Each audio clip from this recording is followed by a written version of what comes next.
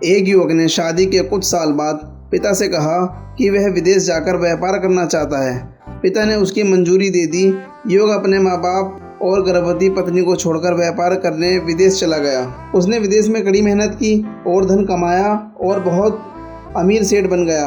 लगभग 15 वर्ष धन कमाने में बीत गए तो उसे वापस घर लौटने की इच्छा हुई। पत्नी को पत्र लिखकर उसने आने की सूचना दी और जहाज में बैठ गया। वह सेठ कुछ दिनों बाद अपने नगर पहुंचा। नगर के एक चौराहे पर ही उसने देखा कि एक व्यक्ति एक बोर्ड के साथ खड़ा था। उस बोर्ड पर उसने लिख रखा था, बेशकीमती ज्ञान के सूत्र।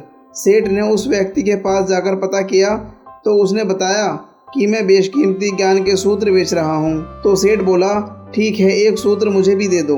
वह आदमी बोला, मेरे हर ज्ञान सूत्र की कीमत 100 स्वर्ण मुद्राएं हैं। सेठ को यह सौदा महंगा तो लगा, लेकिन उसने एक ज्ञान सूत्र खरीद लिया। उस व्यक्ति ने सेठ को ज्ञान का सूत्र दिया, कोई भी कार्य करने से पहले 2 मिनट रुक कर सोच लेना।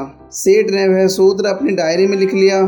सेठ को अपने घर पहुंचते पहुंचते रात हो गई। सेठ ने सोचा, इतने सालों बाद लौटा हूं तो क्यों ना सीधे पत्नी के पास पहुंचकर उसे सरप्राइज दूं। घर के चौकीदारों को इशारों से अंदर कुछ भी कहने से मना कर दिया और सीधे पत्नी के कमरे में गया। वहां का नज़ारा देखकर वह चौंक गया।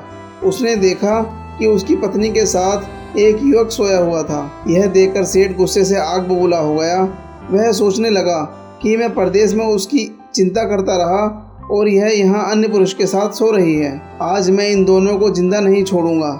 वह गुस्से से अपनी तलवार निकालकर दोनों पर वार करने ही जा रहा था। इतने में उसे 100 स्वर्ण मुद्राओं के बदले जो ज्ञान सूत्र खरीदा था उसकी याद आ गई। कुछ भी कार्य करने से पहले 2 मिनट सोच लें। वह 2 मिनट सोचने के लिए रुका। उसने तलवार वापस पीछे हटाई, लेकिन वो किसी बर्तन से टकरा गई। बर्तन के गिरने की आवाज़ से पत्नी की नींद खुल गई।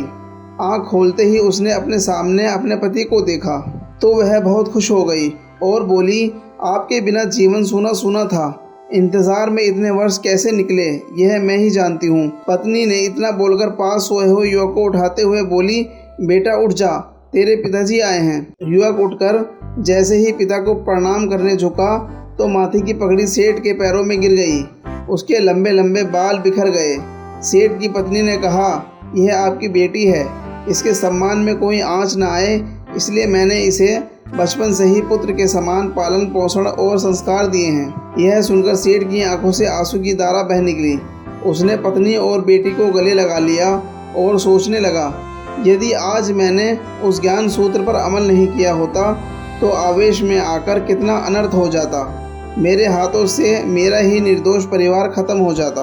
दोस्तों, इस कहानी से यह शिक्षा मिलती है कि जल्दबाजी में आकर कोई निर्णय ना लें, क्योंकि जब हम गुस्से में होते हैं तो हमें अच्छे बुरा का ख्याल नहीं रहता। इसलिए गुस्सा होने की स्थिति में कोई भी निर्णय ना लें। कुछ देर रुकें, दिमाग ठंडा होने दें और फिर सोचें कि क्या सही है क्या गलत है। मेरे YouTube channel best story zone को सब्सक्राइब करें, लाइक करें। Thank you.